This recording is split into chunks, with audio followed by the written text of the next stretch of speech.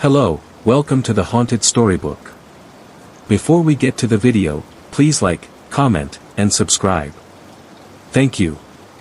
Story 1. It was already past dusk when Marin turned off the main highway and onto the gravel road. Her car's headlights cut twin beams into the rolling fog that crawled out from the trees like fingers. According to the letter, and the strange map that came with it, this was the way to Gloam Hollow. The engine murmured as the tires crunched through gravel and damp leaves. Marin rolled her window down slightly. The night air smelled of wet pine and distant wood smoke. Something about the smell made her feel like she'd been here before, though she hadn't. She glanced at the passenger seat. The envelope with her name written in careful calligraphy sat unopened now, even though she'd read it a dozen times. Come to Gloam Hollow Inn. A room has been prepared. All debts will be forgiven. No sender. No return address. Just a red wax seal with the imprint of a lantern. Her GPS had given up miles ago. No signal. No data.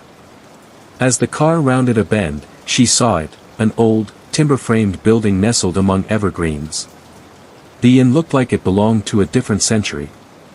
Wooden shutters, crooked chimney, lanterns flickering dimly at the entrance. She parked and stepped out, suitcase in hand. A bell above the door jingled softly as she entered. The lobby was warm, wood-paneled walls, a crackling fireplace, the scent of tea and old books.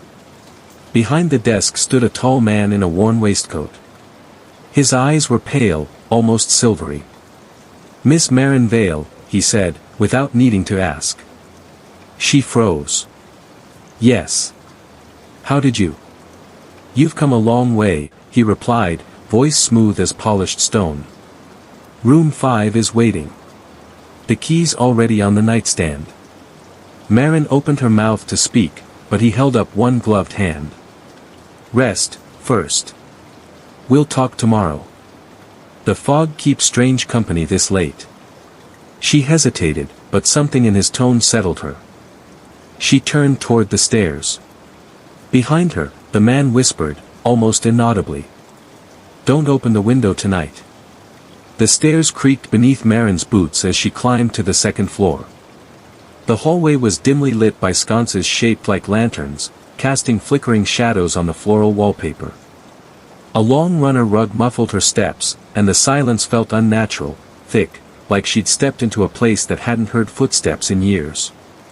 Room 5 was near the end of the corridor, its brass numbers slightly tarnished. She turned the handle and entered slowly. The room was surprisingly warm, lit by a fire already glowing in the hearth. A single bed stood beneath the window, draped in a quilt of navy and cream. A writing desk sat opposite, and sure enough, a small brass key lay waiting on the nightstand. Marin set her suitcase down and crossed to the window.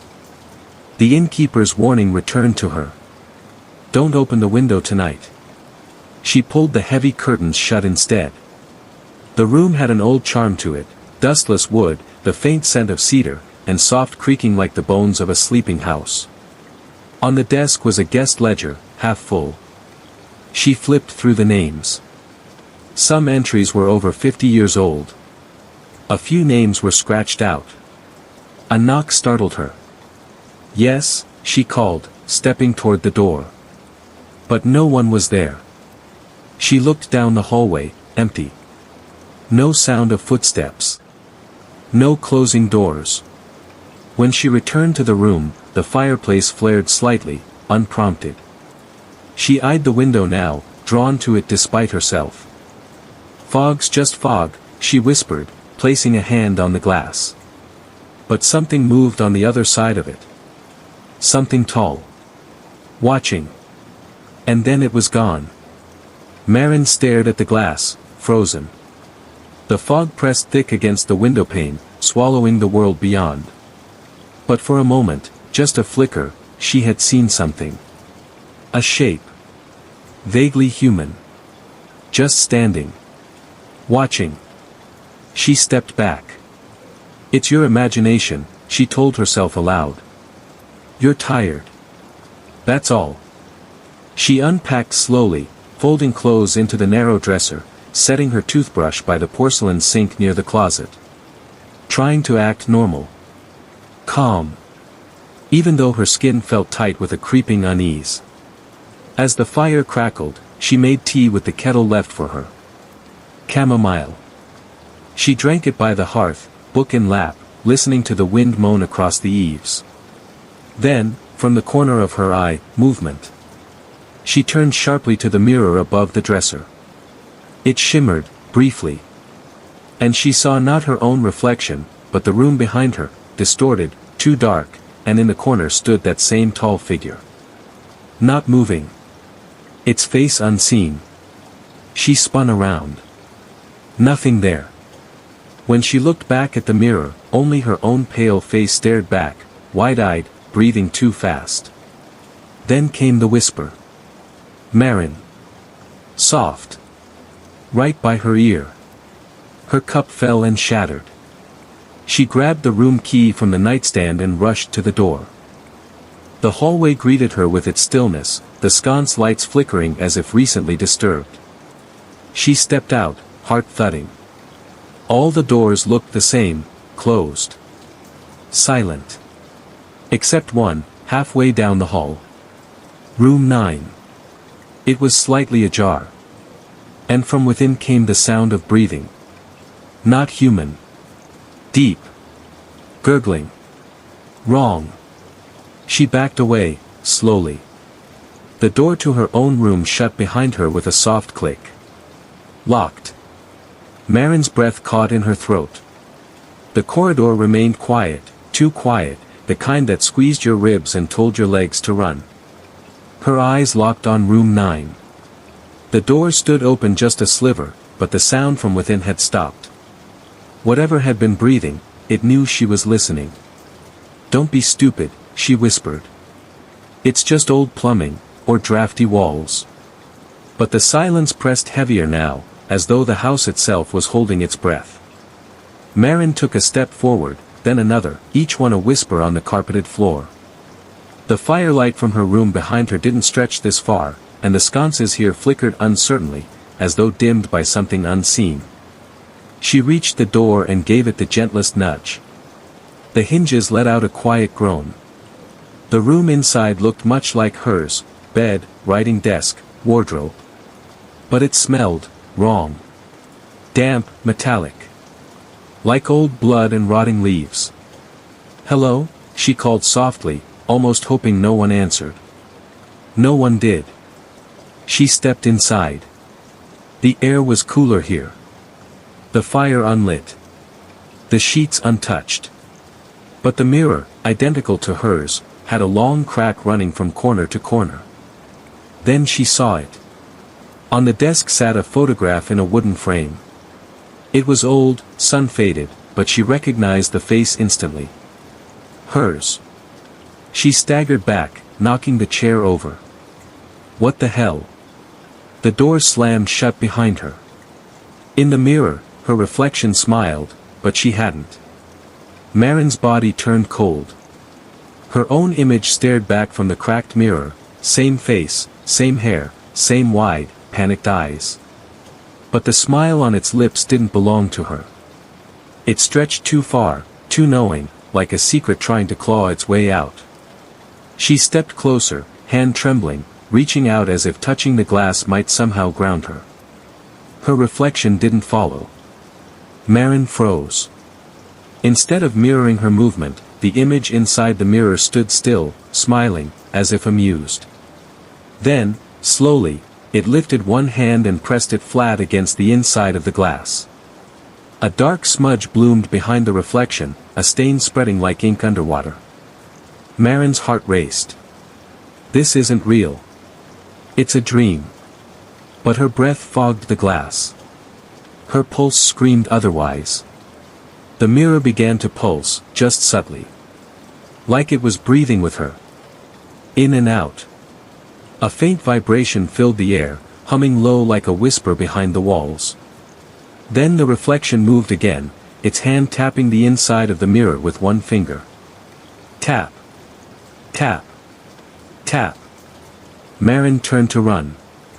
The door was locked. She yanked it again and again, throwing her shoulder against the old wood.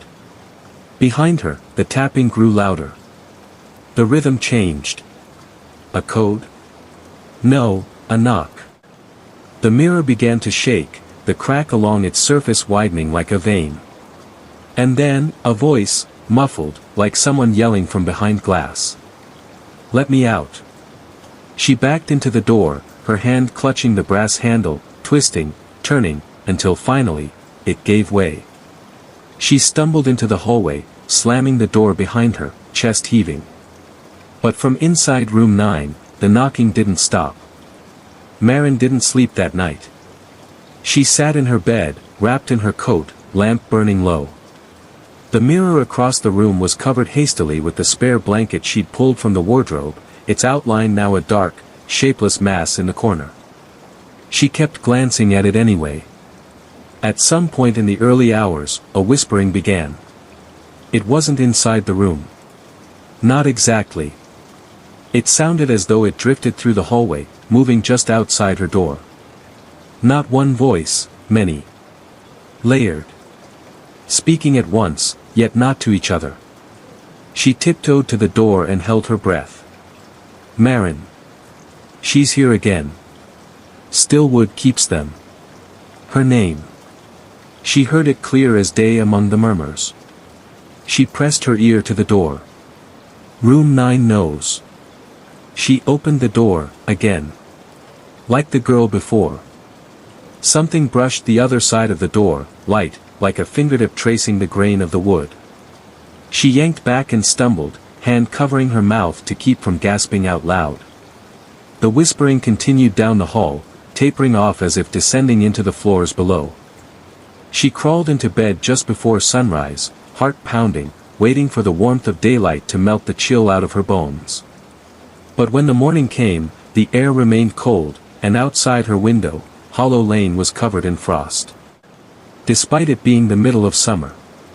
Breakfast at Stillwood Inn was always served in the dining parlor, stale bread, bitter coffee, and the scent of wood polish hanging heavy in the air. Maren hadn't spoken to anyone since the night before. Her spoon clinked in the chipped porcelain bowl, stirring lukewarm oats as her thoughts drifted back to the mirror. And the voice. "You slept well?" asked Mr. Cates, appearing beside her table as if summoned by her silence. She jumped. "Not really. Room 9 has that effect," he said, setting down a fresh cup of tea. "Used to belong to another girl, years ago." Maren looked up. "Another girl?" He nodded slowly, gaze drifting toward the tall windows. Rain tapped faintly at the glass. "Came alone. Just like you. Didn't talk much. Woke the house up, though, like you have. What happened to her?" He didn't answer right away. Instead, he leaned in, voice barely audible. "She looked in the mirror too long. Forgot which side she was on." Maren stared. "What do you mean?" "She left her reflection behind."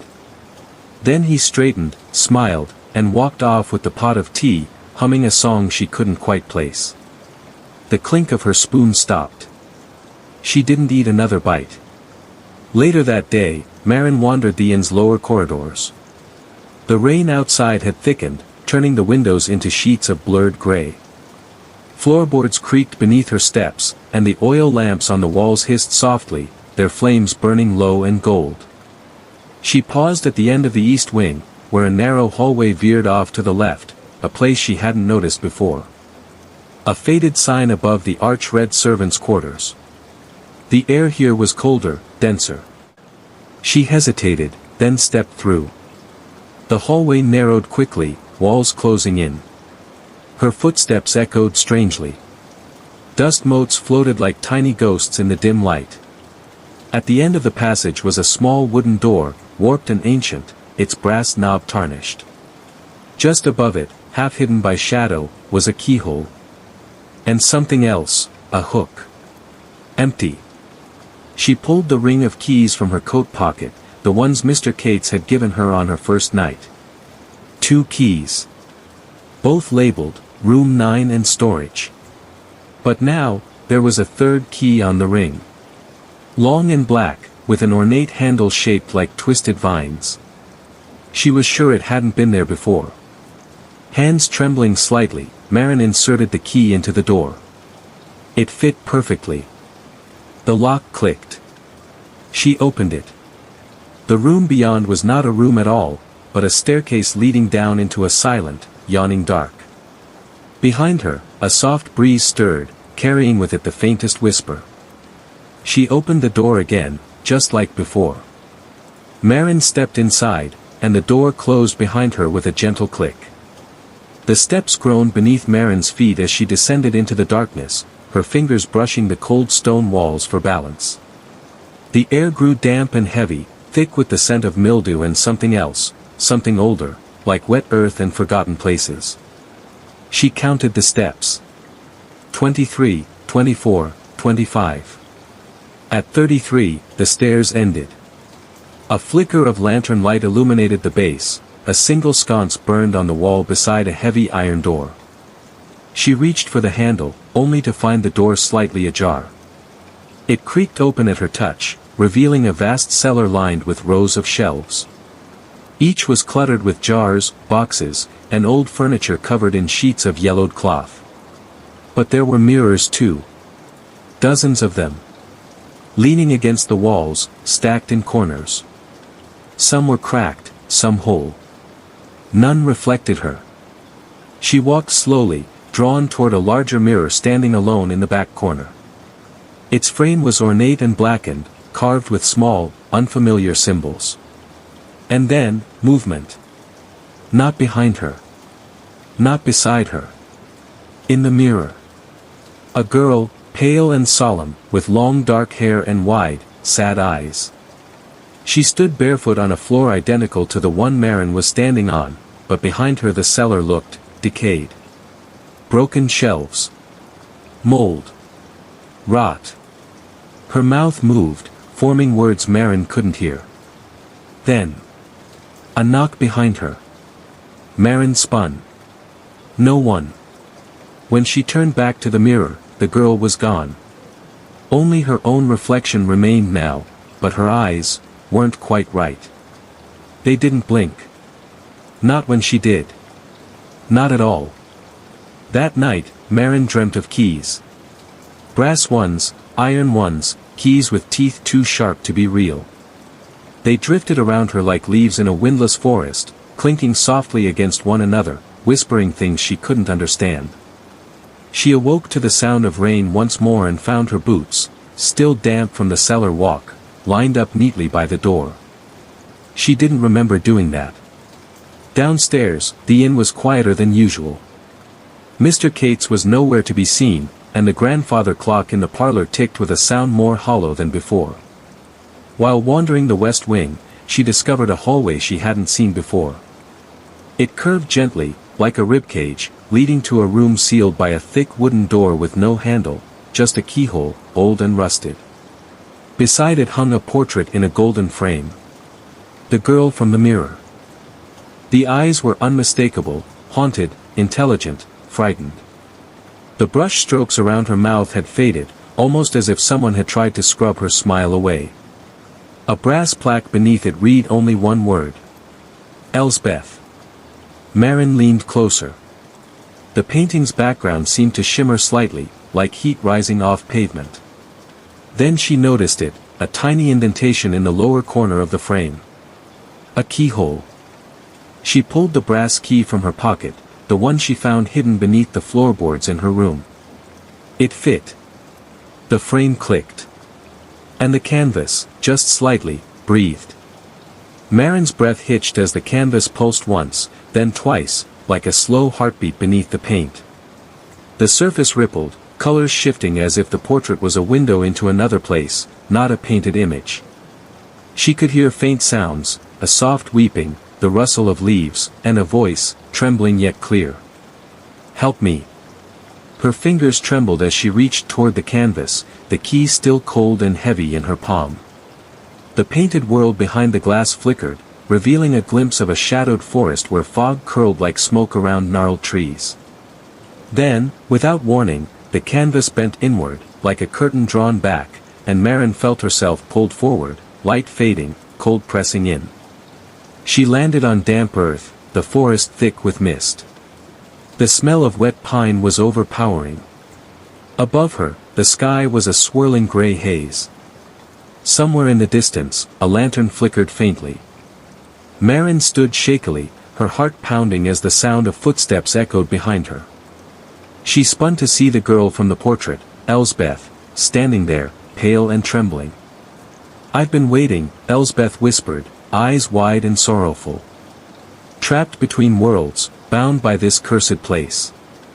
Marin's skin prickled with a mixture of fear and sympathy. "Why? How?" Elsbeth looked down at her hands, fingers brushing the cracked earth. "The inn keeps us here. The mirrors are prisons, and the keys are chains. Each guest who stays too long becomes part of the collection." Marin's mind raced, remembering the other mirrors, the whispers, the strange keys. "Then how do I get out?" Elsbeth's eyes flickered with a flicker of hope. "There is a way. You must find the lantern. It's the source of the inn's power. Destroy it, and the prisoners will be free, including you." A sudden, chilling wind swept through the trees, and the fog thickened, swallowing the lantern's faint glow. Elsbeth's voice dropped to a whisper, "But beware the keeper. He will try to stop you." Heart hammering, Marin set off through the misty forest, following the faint glow that danced ahead. The trees seemed alive, their branches twisting into shapes like reaching hands. Shadows moved just beyond sight, watching. She came to a clearing where the ground was littered with shards of broken glass, fragments of shattered mirrors. In the center stood an ancient lantern, its flame burning unnaturally bright, golden and alive. As Marin approached, the air grew thick with a deep, oppressive silence. From the edge of the clearing, a figure emerged, Mr. Cates. His pale eyes now glowed silver, his smile stretched unnervingly wide. "You shouldn't be here," he said, voice like grinding stone. "This place doesn't let go so easily." Marin gripped the key tightly. "I'm ending this." He advanced, shadows gathering around him like a cloak. The lantern's flame flickered wildly, casting twisted shapes on the ground. Marin raised the key and, with a shout, plunged it into the base of the lantern. The flame flared, bright as a star, then exploded into shards of light that scattered like fireflies into the fog. The ground trembled, and the forest around her began to unravel, the trees groaning as if waking from a long nightmare. Mr. Cates let out a scream, half man, half shadow, before dissolving into mist. Suddenly, Marin was pulled backward through a swirl of light and shadow. She landed on the floor of room 9, the cracked mirror now whole and clear. Her reflection smiled softly, her own face, calm and free. The fog outside the window was lifting, sunlight breaking through the trees. Downstairs, the inn felt different, lighter, less oppressive. She found the guest ledger in the lobby. Every scratched-out name was now written clearly, and next to each, a date of departure, finally free. The brass key on her ring had vanished. Mr. Cates was gone, the desk empty. Marin stepped outside. Gloamhollow was no longer a place trapped between worlds but a quiet village bathed in warm morning light. She breathed deeply. Her debts were forgiven. But as she walked away from the inn, she glanced back once more. In the window, the lantern symbol glowed faintly, a reminder that some secrets never fully fade. And some doors, once opened, never truly close. Story 2. The sun was setting in bruised shades of purple and orange as Leo pulled his truck off the cracked country road and onto the overgrown driveway. The sign at the entrance read simply Weeping Hill Estate, the paint chipped and faded like the last memory of a long-forgotten dream. His hands tightened on the steering wheel as the gravel crunched under his tires, the air thick with the scent of damp earth and wildflowers gone to seed. He'd never believed in the stories his grandmother told, how the house had swallowed whole families, how the trees around it seemed to cry at night, but now, standing before the wrought iron gates twisted open like skeletal fingers, Leo felt something ancient stir in his chest. His mother's last wish had been clear: find the estate, find the truth about his father, who vanished without a trace when Leo was just a boy. The house loomed ahead, a monstrous Victorian ruin shrouded in ivy and shadow, windows staring dark and empty like hollow eyes. The wind pushed through broken shutters, carrying a low, keening sound that set Leo's nerves on edge. He stepped out of the truck, pulling his jacket tight against the chill that wasn't just from the evening air. The wooden porch groaned beneath his boots as he reached the front door, its paint peeling away like dead skin. A letter was tucked under the knocker, a single sheet of yellowed paper, brittle with age. He unfolded it slowly. Leo. If you found this, it means you've come as promised. The truth waits inside, but beware the weeping that never ceases. It is not the wind you hear. A friend. His pulse quickened. He lifted the knocker and rapped 3 sharp times. The door swung open with a screech, revealing a cavernous foyer cloaked in darkness. Lightning flashed, illuminating the grand staircase and the peeling wallpaper festooned with water stains that looked suspiciously like tear tracks. Hello. Leo called out, voice cracking. Only silence answered. He stepped inside, the door slamming shut behind him with a final, echoing boom. The house smelled of dust, mold, and something sweeter, like rotting flowers. Leo's flashlight cut through the gloom, settling on a large portrait above the fireplace. A woman with hollow eyes and a cruel smile stared back. He moved deeper, footsteps muffled by a threadbare rug that once must have been rich velvet. The walls seemed to pulse in the flickering light, as if breathing. From somewhere above came a faint, sorrowful sound, a wailing that twisted his gut. He climbed the stairs, the air growing colder with each step. At the top, a long hallway stretched into darkness, doors lining either side like silent sentinels. A door at the end was cracked open, spilling faint candlelight. Leo approached, heart pounding. Inside was a parlor frozen in time, dust-covered furniture, a cracked gramophone, and a woman seated by the window. Her dress was faded lace, her hair a tangle of dark curls. She rocked slowly, humming a lullaby that seemed both comforting and wrong. Are you? Leo began. She turned, revealing eyes black as pitch and a mouth stretched in a grotesque smile. No, dear, she said softly. I am what you feared. Suddenly, the room twisted, the walls bending inward like closing jaws. Leo stumbled back, but the door slammed shut. The candle flickered out.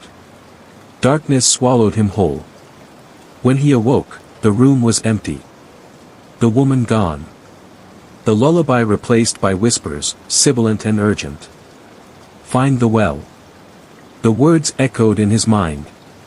Desperate for answers, Leo followed the whispers down a spiral staircase that led beneath the house. The air was thick with damp and decay. At the bottom, he found a stone well, its mouth covered by a rusted iron grate. Beyond the grate, cold water shimmered. Suddenly, something grabbed his ankle. He yelped, pulling free to see spectral hands retreating into the dark. Don't look down, a voice warned. But curiosity overcame fear. Leo leaned closer. In the water, faces swam, dozens of pale, tear-streaked faces, mouths open in silent screams. His reflection twisted into a mask of agony. He staggered back as the water churned violently. From the depths, a figure rose. Tall, gaunt, eyes blazing with grief and rage. The specter reached toward him. Leo screamed, stumbling up the stairs as the house groaned and the walls bled shadows. Bursting through the front door, he ran into the twilight, breath ragged. Behind him, the house shuddered, then fell eerily silent. The wailing ceased. He didn't stop running until the first stars glittered above the distant trees. In his pocket, the letter was damp with sweat. And in his hand, a single key, cold and heavy, etched with the image of a crying willow. Leo knew then the estate wasn't done with him. As long as the key existed, so did the curse. He looked back once more.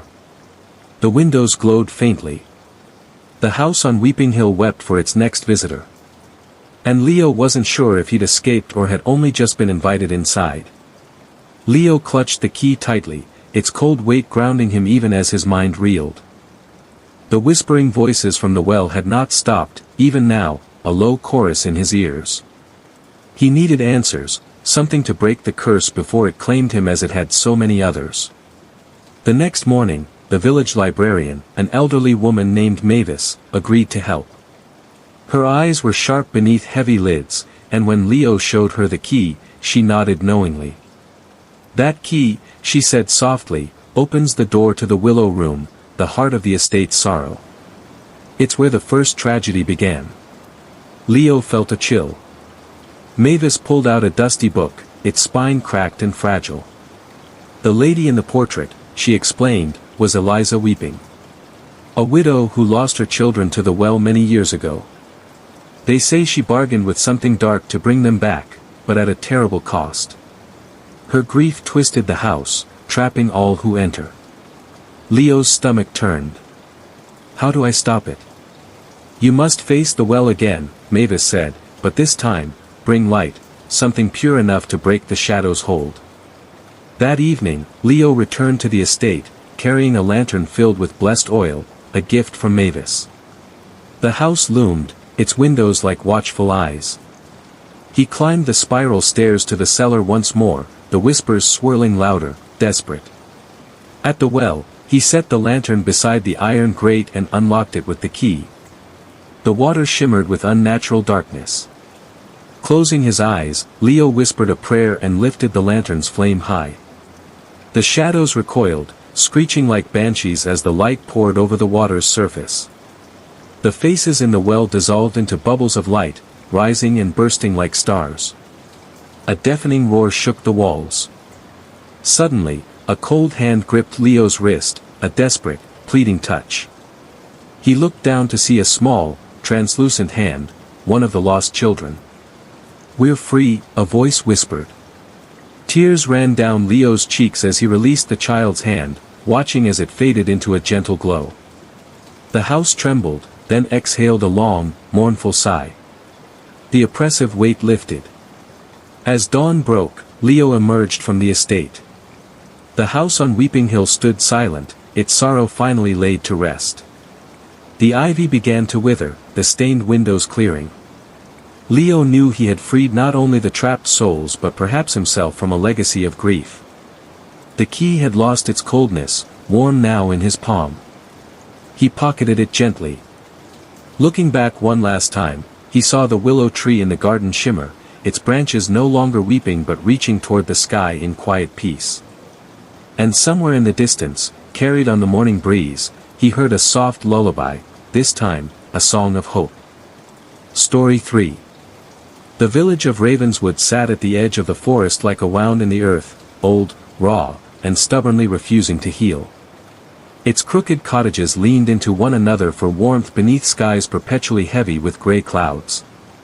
No one spoke much about the hollow, the deep cleft in the woods just beyond town, but everyone knew better than to go near it after dusk. Eli had heard the warnings all his life. "The hollow hears your secrets," his grandmother had said, her voice low and trembling. "It listens. And it waits." But Eli was a man of science, a skeptic who'd left Ravenswood years ago for a city life that smelled of asphalt and ambition. Now, he was back, drawn by a letter from his estranged uncle, the village's reclusive historian, who had vanished weeks before. The letter was cryptic. "Eli. If you want to understand the hollow, come at midnight. Bring only the truth you carry within. No signature. No address. Just the seal of a raven's skull." The night was colder than Eli expected as he stepped off the bus. Mist curled around his boots and tangled in the branches above. The villagers watched silently from dim doorways, their faces lined with years of worry and whispered prayers. He made his way to the forest's edge, the hollow yawning ahead, a black scar in the land, deeper and wider than he remembered. The trees seemed to lean away, as if afraid.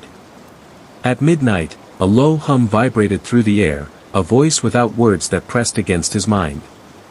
Eli stepped in. The hollow swallowed sound and light alike. His flashlight flickered and died, plunging him into darkness so complete it felt alive. The air tasted metallic, like old blood, and every breath felt borrowed. Whispers drifted from the shadows, soft and urgent, weaving into the rustle of dead leaves. "Tell me your secret." His heart thundered. "I don't have any. No lies here." Eli swallowed. Memories surfaced, hidden truths he'd buried deep. The night pressed in as the whispers grew louder. A shape took form ahead, tall, slender, draped in shifting shadows. Its eyes were hollow pools reflecting his deepest fears. "You brought your truth," it said, voice like cracking ice. "I did." The figure extended a hand. Eli hesitated, then grasped it. Suddenly, the hollow changed. The ground beneath him cracked open, and he fell through darkness into a cavern of mirrors. Each reflected not his image, but moments from his past, the mistakes, the regrets, the secrets. Voices echoed from the glass, accusing, forgiving, pleading. A mirror shattered, and from its shards rose his uncle, gaunt and pale, eyes shining with madness and sorrow. "They took me," his uncle whispered. "The hollow feeds on what we hide." Eli reached out, but his uncle dissolved into mist. Determined, Eli searched for a way out, each step heavier with guilt and fear.